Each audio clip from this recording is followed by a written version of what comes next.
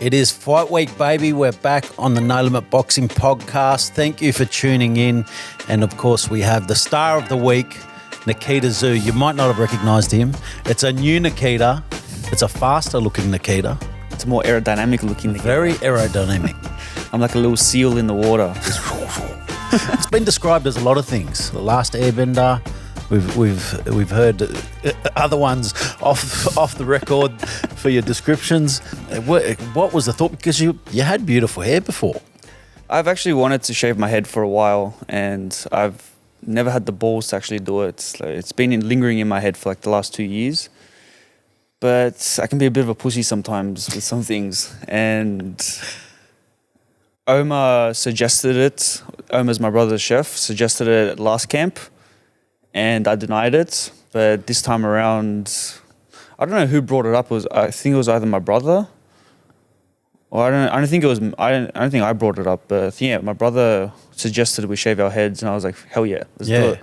But see, it's easy for Tim because Tim's already far off. He's already shaved, basically. He's got a little bit of length on top. Yeah. But for me, you weren't held down.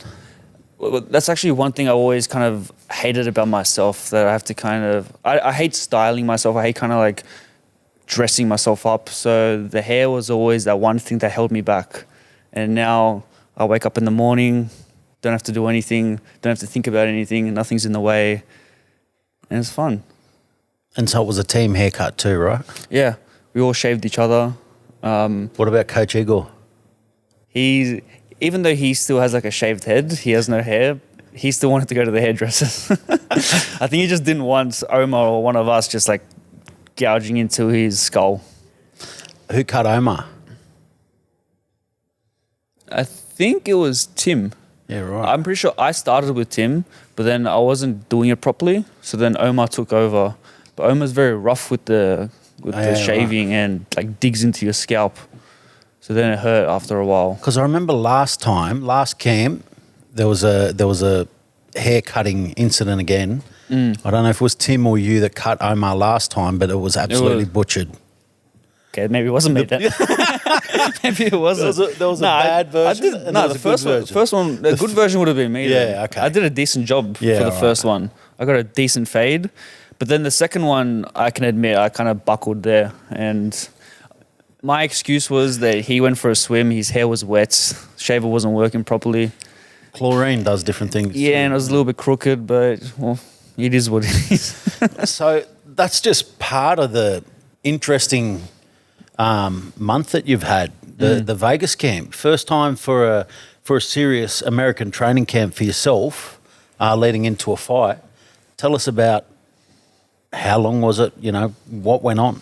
It wasn't an extremely long one. We did 3 weeks. Last time around was actually 4 weeks, but that was also including Tim's fight week, where I wasn't doing like the most intensive of trainings.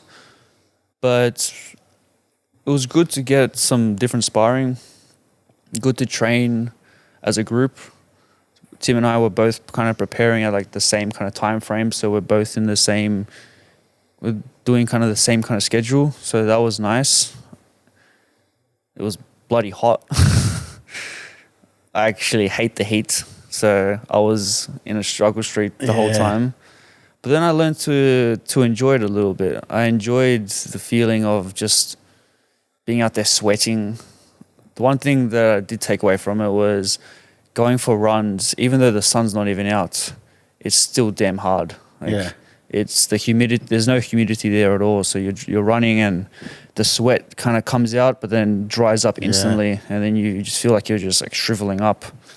So then I had to wear like jumpers just so I could even sweat. But then I was sweating too much, so then I'm losing too much water. So there was a hard balance out there. So that, because we're talking like 40 degrees plus. I know that I ducked over there for a little 45 while. 45 each day. Yeah, that's nuts, right? Road runs? People aren't meant to live in the desert. Yeah. Whoever decided to build a city is silly. I do enjoy that city though. Yeah, I don't. It's a little bit too much for me. Yeah. Well, I mean, you're there for different reasons, obviously, and so the training as a group was cool. What about the sparring? Was there any guys that any new guys that you got to spar that you were I'm pretty excited by, because I know, speaking to Tim was pretty pumped with how you went, how your training camp was while you were over there. Yeah, I don't remember people's names. I'm very bad with that, so apologies, boys. But yeah, we had a bunch of new guys come in and had probably the best sparring I've ever had. This is the first time where fatigue never really kicked in, and my body has just stayed at a pretty high peak throughout the entire camp. So my sparring has just only increased and increased and increased. Usually you kind of start off good, and then your body starts to fatigue throughout the camp, and then you kind of slow down a bit. Then you pick yourself back up right before fight. But this time around, it's being on a nice steady incline. Everything was working, and it was refreshing. If we're comparing it to how your usual Sydney training camps go, how much different was it for you? And what was better? Well, having a chef is nice, but having a chef that complains all the time, because I'm very particular with the way I do things, is a little annoying sometimes. I was going to ask you about that, because Omar's the chef, right? Omar's Tim's chef. He's the king. He's the vedette. Yeah, we don't mess with Omar. But you've got you're a chef yourself. You've got your own talents. You've got your own cooking style, and you've got a great menu that you usually deliver on. How did that go? Omar and I kind of clashed a little bit. He's like a Western chef. He's learned from the European roots, and that's where his specialties are. Whereas I'm going through a little era in my time where I'm trying to look more on the Eastern side of cooking, where I'm taking a lot of inspiration from Japanese cuisines. And we disagree a lot on some things, and I've done a little bit of research, so I'm not an expert, but I feel like I know what I'm trying to explain to him. But yeah, we bump heads a couple of times, but it's all love. But it's food, though. You know what you like, so... Yeah. And at the end of the day, he's the guy that's preparing it for you when you come home tired from training. So yeah, you obviously don't mess with the one who's cooking your food, but you also still kind of throw a little punches something every now and then. Did you end up cooking any meals yourself while you're over there? At the start of camp, I taught him how to make a Japanese stock, which is called dashi, from just a bunch of ingredients that we found at Whole Foods. And other than that, I'd just take care of the barbecue when he's kind of doing all the side dishes. Just, try not to burn the meat. You like your meat. He's actually got to go to a few cool places over there with your training as well. You attended the UFC Institute. What was it like? Yeah, it was very cool. It was cool because it's a place that has everything. They have all the nicest equipment. They have equipment that I've never even heard of before, never even seen. It's just very clean. You can tell that it's very scientific based, and it's a cool place to be able to train. I still prefer my outdoor training. I prefer carrying around a rock and throwing that around. Yeah. But I'm not the full boss yet. Yeah. Was there anything there that you liked though that you'd incorporate more in the future, or because they've got great recovery? Well, I still have my strength conditioning coach kind of ruling out a program for me, and then I just had to kind of find the equipment myself and kind of do my own thing really. Throw the rock around. Yeah, no, but I couldn't find. There were only soft rocks, soft rocks covered in leather. Now, you would have had a bit of downtime as well over there. Mm-hmm. I know you're all very competitive in the household. Even the chef is quite competitive. He's competitive, but he's not good at anything. I don't know if I agree with that. I've heard a little rumour. Yeah, you heard one thing. I've heard a little rumour. He lucked out. We're playing a game of pool, or a little competition of pool, right when Maddie and Glenn came over. See, Matt and Glenn are both competitive too. Yeah, but me getting the black ball in doesn't count as him winning. That counts as me losing. Can we get the second one check? It's a win by default. So how was that then? Because I know you would have been burning. Second one, I was burning hard. Then the second game, he genuinely beat me, and I gave him props for that. But overall, in our whole competition, I wiped the floor with him. He beat me maybe three times. Jeez, that would have hurt. So he beat you twice in a row, though? Yeah. Stop burning me. How was that? How was your brother with that? How was your uncle with that? That would have been filthy. I whipped myself that night. I put on my candles, looked into the mirror, and just whipped myself. But you got your redemption. Yeah, I beat him the next day. Yeah, that's good. And I thrashed him. I thrashed Yoma. What about pickleball? Who's the king of pickleball? Tim's definitely the king of pickleball. It's frustrating playing with him. It's very competitive between us. And yeah, he's good at it. You've got your own spot over there too, eh? Like it's pretty close by, yeah? Yeah, 10 minutes away or so. But pickleball is very busy in America. You have to do bookings. So we had to either wake up at like 5 o'clock in the morning just to get to the courts to play a game, or play in the middle of the heat. Ooh. Yeah. That's dedication. But then eventually we played on the last day, we played on tennis court rules. Yeah. So we're playing kind of tennis, but with pickleball rackets and pickleball on a pickleball. That's solid. So there was a lot more running to it.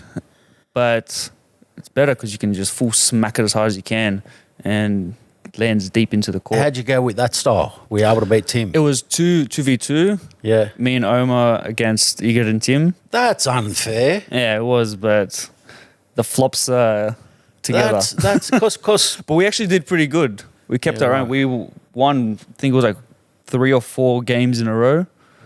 But then they caught up and then ended up taking over the set. Because Coach Igor, he's actually very good as well. I know he's great at table tennis, great at tennis, and I'm assuming he's very good at pickleball as well. Yeah, the heat kind of got to him though at the end. So I kept doing drop shots to him. Then I could see him just like, oh, far out. Oh, that's rough. And we didn't have water that day as well, so we're all in struggle street. Wow. Oh my God. So that's so that's a bit of the downtime over there. What else did you get up to? Because I know actually Tim likes to play a bit of basketball too. How do you go at the basketball? I don't think we actually ever played basketball. You didn't? We had the basketball with us, but it was all just pickleball, really. We didn't even play that often. We played maybe 2-3 times. Yeah, right. We only really do it on the weekends. Yeah, it's a nice little break up though, right? Yeah. When you're in camp. Sometimes on like a Saturday morning we'll do it instead of going for a run. You still get the workouts, but get to do something fun. Now, the other thing that I remember when the last time when they were in camp over there and you were on your way, they were enjoying their last little moments of calm before the tornado that is Nikita hit the household. How was the house with you there for the whole period this time? I think I brought some nice energy. I bought some incense. I got some candles. I made like little rituals around blessing them all. Omar thinks I cursed him, which I kind of did.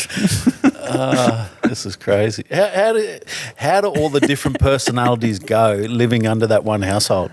It's a nice little soup of everything. Everything kind of mixed together. We're all very different people, but it's all fun. Omar's a classic to have. Yeah. He's just like it's like having a reality TV show just playing right in front of you. The discussions we'd get into or the debates we'd get into over the stupidest topics, just they kind of eat you up inside. But he has a strong opinion too, doesn't he? Yeah, but he doesn't know much. So that's where the frustration comes in. When he starts talking about gravity and scientific theories, that's where the frustration comes in. You just might end up on the Joe Rogan podcast at this rate. Maybe they should get you on there. You've got a few. Omar the chef, Joe Rogan's next guest. I think that's the first time Rogan would ever just quit the podcast out of frustration. No, I'd watch it. I would actually watch it. I'd love it. And you'll have to go on there to back him up. Or back I Joe ain't up. backing him up. I'm always against him. We always butt heads with the stupidest stuff. Well, you're back home now. Final week of preparation for a huge fight. This one's been talked about for a while. I know we've alluded to it before in the past, and then now we're finally here fighting Koen Mazoudier for what's probably your biggest test of your short pro career so far. How's everything going for you leading into this fight with Koen? It's been going very well. Koen and I have utmost respect for each other, and he's a great dude. We're gonna have a nice, honourable fight for the best man. Best man will always win. How has that prep been? Like, because you know, obviously, and you've been around Koen for a long time. So when you've got to see each other face to face, you know, knowing the past that you've got, the respect that you've got for each other. Now you're facing off. You're doing promos together. You're doing media tours together. How's that? Like, is it a weird type of experience? Not really. Or? It's quite nice actually. I've known him for ages. We've never really butted heads. So when we're doing like some of the promo stuff, we're joking around with some things, having nice chats. Not like full on DNMs, but we see eye to eye on things where we're like two different versions of the same kind of blueprint of a person. So it's nice. It's nice meeting someone that's quite similar to myself. It's two very interesting humans. Two very interesting humans. So he's nearly fought each other too in the amateurs, but it never came about. Yeah. Yeah. It was meant to be my fight back after having a bit of a break, and I kept trying to have a couple fights during the end of my career in my amateurs, but there was always something that got in the way. There was either sicknesses, there was injuries. I think I was planning to have like, I think 6 or so fights, but all of them I had to cancel it because something came up and my body was trying to tell me no, and he was one of those planned fights. Wow, but now we finally get to do it. Yeah, so it's actually very nice to actually get that achievement done, that kind of level unlocked again. And he is a level. He was, he was top 10 world rated within the last 12 months. You know, he's fought guys like Ben Hussein and Wade Ryan and had some really good fights. Have you watched much of his previous fights? Look, when he was coming up into the pros at the start of his career, I was cheering him on. I was still following him on Instagram. I was just always kind of like, come on, go. And now we're fighting. So do you unfollow him now? I've unfollowed everyone. I kind of got sick of social media. I like being in my own little bubble. I like that when I open it up, there's no stories to watch. There's no posts to see. If I'm looking at it, I'm just looking for inspiration through just random reels that get sent to me. Mostly architectural stuff. I like using that as a nice resource. One thing PointsBet and I have in common is we're both one of a kind. Oh, your horses. PointsBet's the only thing built different round here, mate. No, Shaqo. There's only room for one shack in this town. For a betting experience that's truly built different, I got all day. download the PointsBet app today. PointsBet, built different. You win some, you lose more. For free and confidential support, call the number on the screen or visit the website. All right, this part of the show is brought to you by PointsBet. PointsBet, built different. We have built Nikita's perfect boxer in the past. This time we're going to do something different. Nikita's a little bit of a traveller, a little bit of an out there guy that I'm sure he's going to have some great answers for this, but Nikita is built different. Nikita, what is your top favourite travel destinations, either that you've been to or that are on your list of where you want to go? Best place I've been to has definitely been Japan, and I'd love to go back there, explore it properly, and visit all the museums and really get a feel for the culture. Another one that's on my bucket list is Egypt. I'd love to just see those pyramids. I'd love to go see all the sites where they quarried the stones from. I'd love to see the places where there's like little islands on the Nile where they were building some of the things, and there's a lot of ruins. Another one is Machu Picchu. but I'd love to see it without any people, because I've seen that there's a lot of tourists out there, right. and that kind of annoys me. What else is there? Still been on the bucket list to go and visit see the aurora lights. Beautiful. I went on a holiday towards there, trying to see them, and we were missing out every single destination we went to. So that was a bit of a bummer. What other historical places are there? I think you've started off with a pretty good list there. You got to tick them off and then you move on to the next. I don't know, maybe somewhere in China. China's cool. China's massive. Yeah. Some sort of cave or something. Yeah, there's like a huge cave out there that has like its own like watering systems and like little islands. That'll be cool. Nikita Tszyu, built different. Thanks to PointsBet, you can go holidaying with Nikita after this fight. What's the Tszyu privilege? The Tszyu privilege. I guess the status that my dad created for us has kind of progressed our careers above other people's, and it's given us more opportunities to kind of excel in what we do. It's nothing crazy. We're still getting in there and having to prove ourselves. So the privilege is an interesting word. Like, everyone's got a different level of privilege throughout society. Like, if Koen thinks that I'm privileged, he's also privileged compared to people in Africa. There's just different levels to everything. So where does the privilege supposedly exist? Does it exist in the training methods that you get to know because of what your father achieved, or are they saying that it's? I think it's more the opportunities we get. They think probably that we get treated differently, but I don't buy into that kind of corruption, that kind of corrupt thinking that we're being like sheltered by officials or anything like that. I think that everyone's quite fair people.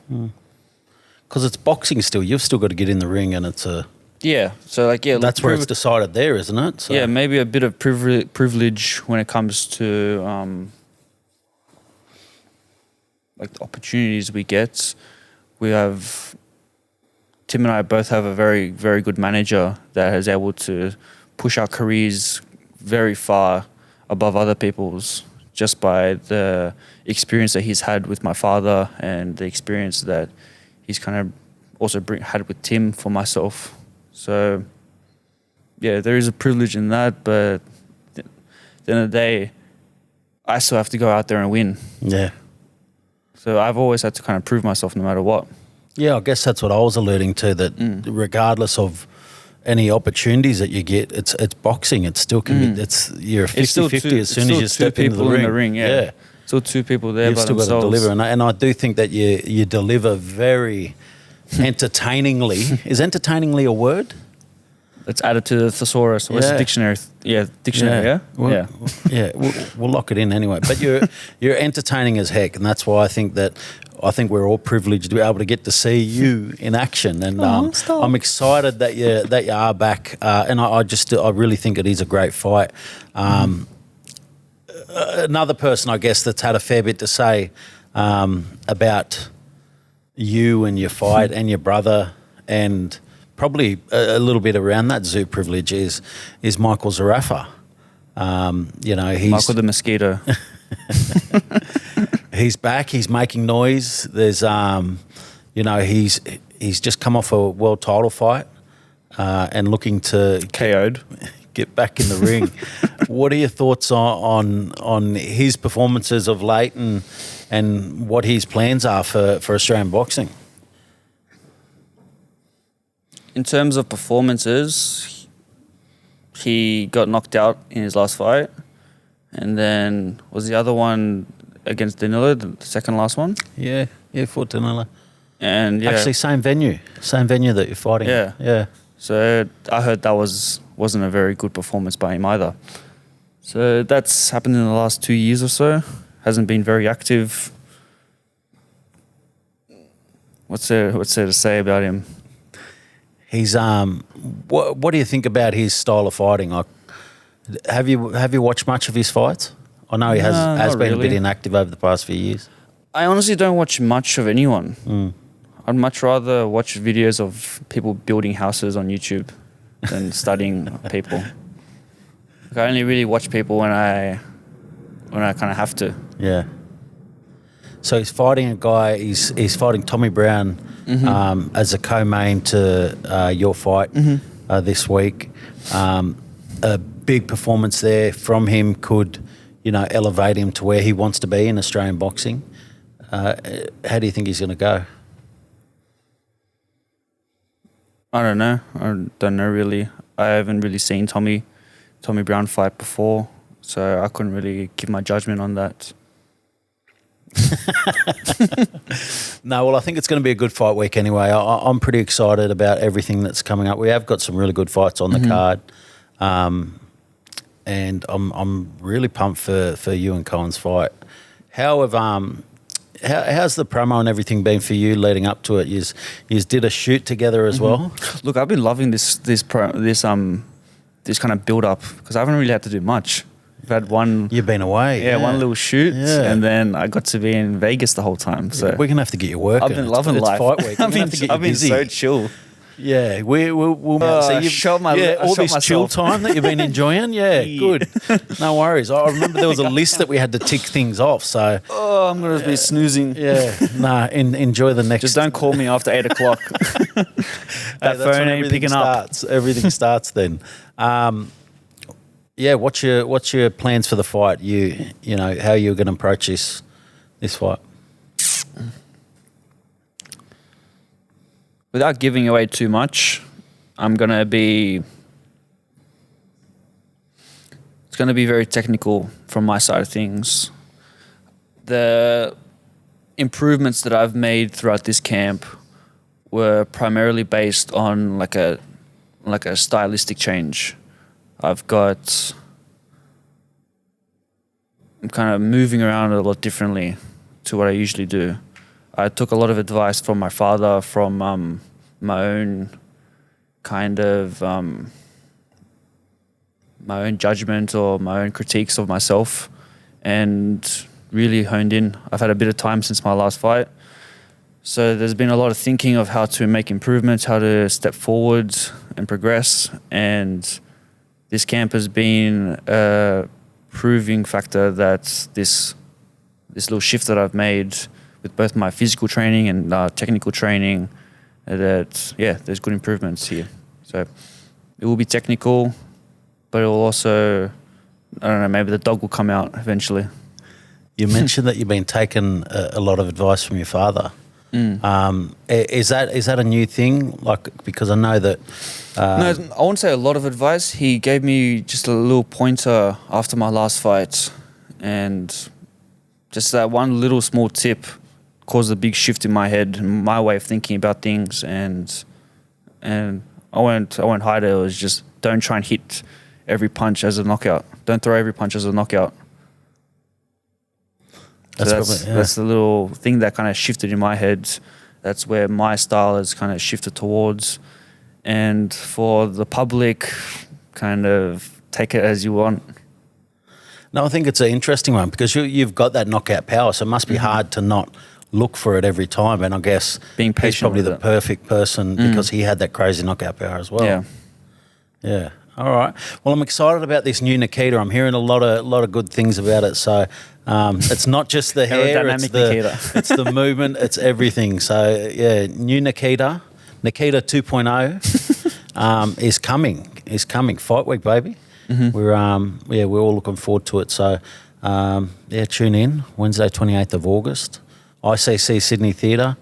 And I think we're going to have an absolutely packed house there too. So looking forward to you getting that crowd out of the seats again, like you do with every fight. Yeah, I can't wait to be there. Can't wait for the even just fighting in the Darling Harbour venue. It's going to be awesome. the energies around the city. It's going to be cool. Looking forward to it. Well, thanks for tuning in. Stay tuned for more Nikita coming up.